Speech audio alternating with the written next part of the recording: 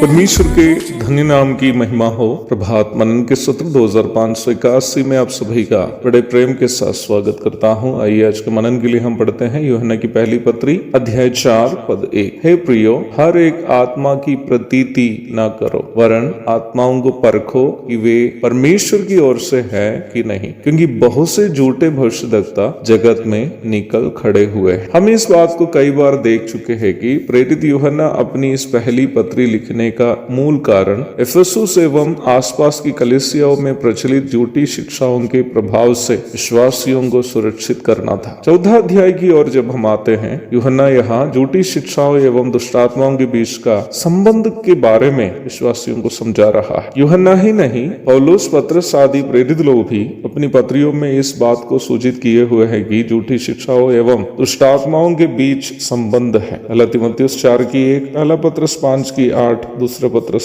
2 की 1 से 4। इसलिए हम मसीह विश्वासियों के लिए ये एक अनिवार्यता है कि हम आत्माओं को परखें ताकि शैतान के चंगुल में हम फंस न जाए। आज के इस मनन में दुष्ट आत्माओं की गतिविधियों को सूचित करने वाले कुछ बाइबल भागों को आपको दिखाना चाहता हूं, जिससे आप ये समझ सके कि आमतौर पर शैतान और दुष्ट आत्माओं के विषय में हमें जो जानकारी है उससे शैतान के गतिविधियां बिल्कुल अलग है। ज्यादातर लोगों के मन में शैतान और दुष्ट आत्माओं के बारे में जो जानकारी है वो सिनेमा एवं धारावाहिकों से या सोशल मीडियाओं से उन्हें मिली हुई जानकारी है, जबकि ये सभी माध्यम वर्तमान संसार में शैतान नियंत्रण करने वाले मेखला है। कहने का तात्पर्य यह है कि लोगों को सच्चाई से भटकाने और गुमराह करने के लिए शैतान व्यापक रूप में उपयोग करने वाले माध्यम है सिनेमा, सीरियल एवं अन्य सोशल मीडिया। इसलिए ही शैतान के बारे में सच्चाई जानने के लिए हमें बाइबल के अलावा दूसरी कोई चीज वर्तमान संसार में उपलब्ध नहीं है। 5 ऐसे बाइबल भागों को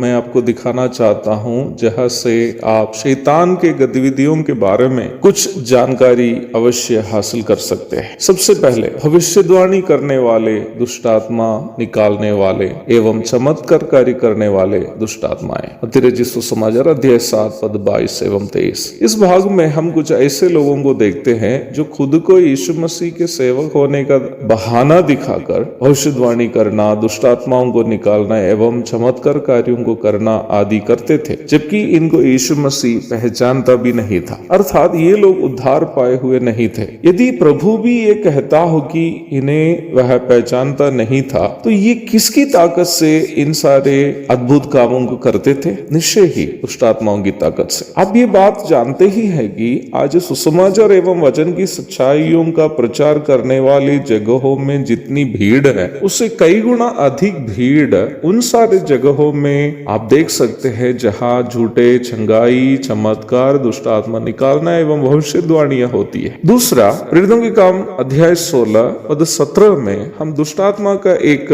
अन्य स्वभाव को देखते हैं। वहां दुष्ट आत्मा ग्रसित एक महिला जो देवदासी थी और वेश्यावृत्ति करके कमाने वाली एक चरित्रहीन महिला थी, वह प्रेरित पौलुस और उनके सहयोगी शीलास के पीछे पीछे चलकर उनकी तारीफ करती थी। पौलुस और शीलास को परम प्रधान परमेश्वर के दास के रूप में वह परिचय कराती रही। आप इस बात से शायद अनजान नहीं होंगे कि प्रभु के लिए काफी इस्तेमाल हुए अनेकों प्रभु के दास भी स्त्री संबंधित विषयों में फंसकर अपनी पूरी सेवकाई बर्बाद किए हुए हैं। जवान सुसमाचार प्रचारक एवं अपना शिष्य तीमुथियुस को लिखते वक्त भली भाली महिलाओं को अपने वश में करने वाले झूठे शिक्षकों के बारे में भी पौलुस सूचित किए हुए आप देख सकते हैं। दूसरा तीमुथियुस अध्याय 3 पद 6 और 7। तारीफ करना एवं तारीफ सुनना दोनों गलत नहीं है, परंतु प्रभु के लोगों में आत्माओं को परखने की क्षमता होनी चाहिए। अन्यथा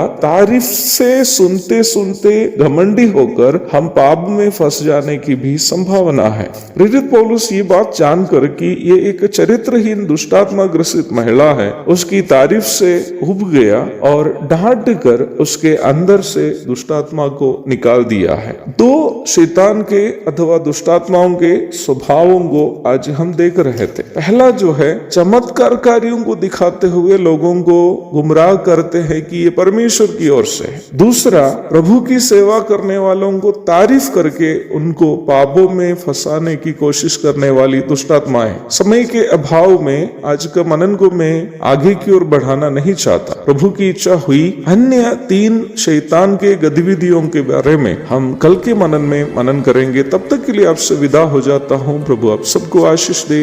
आमीन।